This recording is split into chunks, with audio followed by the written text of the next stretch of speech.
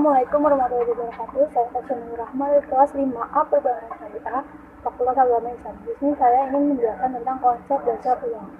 Uang merupakan alat pembayaran yang dilakukan oleh semua kalangan di dunia. Tanpa uang kita tidak bisa membeli sesuatu. Sebelum adanya uang, kita melakukan transaksi dengan cara barter atau menukar barang sesuai dengan jumlah barang yang kita butuhkan. Uang sangat penting dimanapun, sehingga tanpa uang kita tidak bisa melakukan transaksi jual beli. Bahkan ada pepatah yang mengatakan ada uang ada barang. Maksudnya dari pepatah ini memang sangat tepat. Keberadaan uang menyediakan alternatif transaksi yang lebih mudah daripada barter yang lebih kompleks, tidak efisien dan kurang cocok digunakan dalam sistem ekonomi modern saat ini. Pertukaran dan juga kesulitan dalam penentuan nilai. Efisiensi yang didapatkan dengan menggunakan uang pada akhirnya akan mendorong dagangan dan pembagian tenaga kerja yang kemudian akan meningkatkan produktivitas. Pengertian uang dalam ilmu ekonomi tradisional yaitu sebagai alat tukar yang dapat diterima secara umum.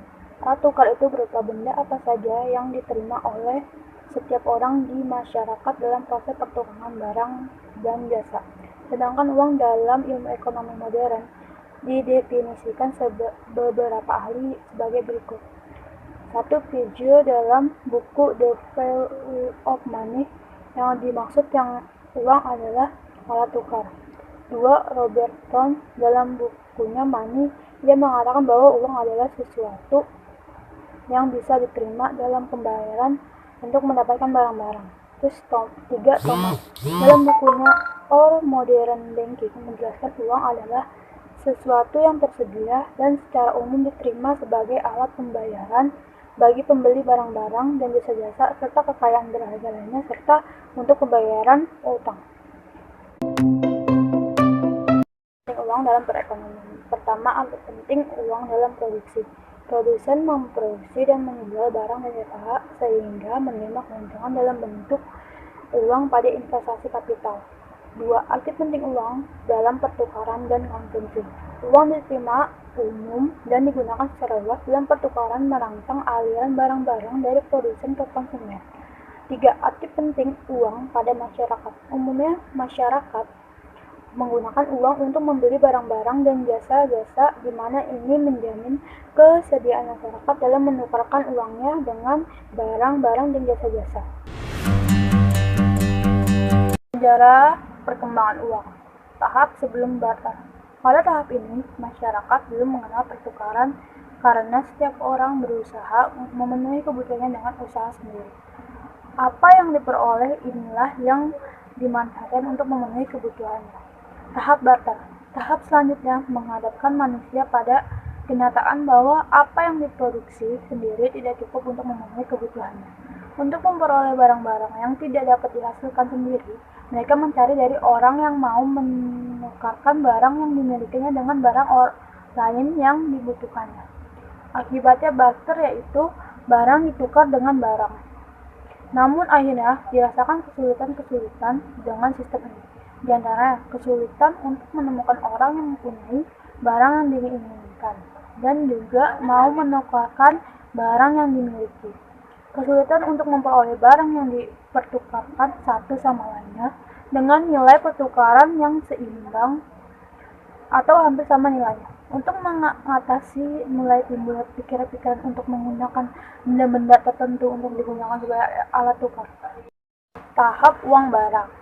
Pada masa ini timbul benda-benda yang selalu dipakai dalam pertukaran.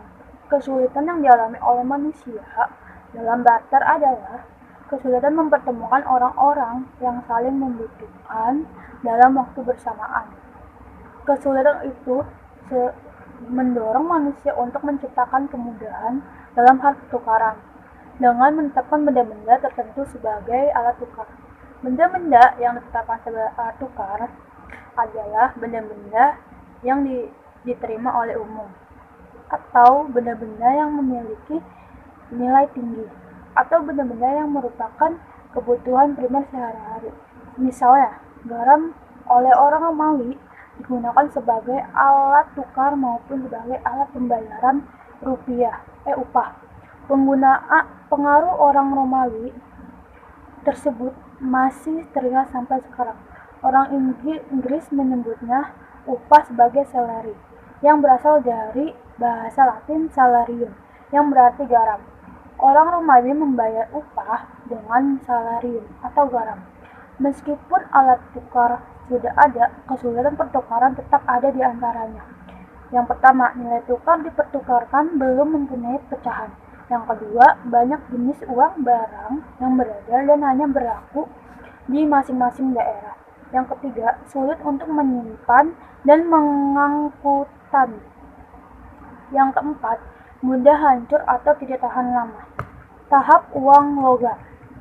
Tahap selanjutnya adalah tahap uang logam. Dipilih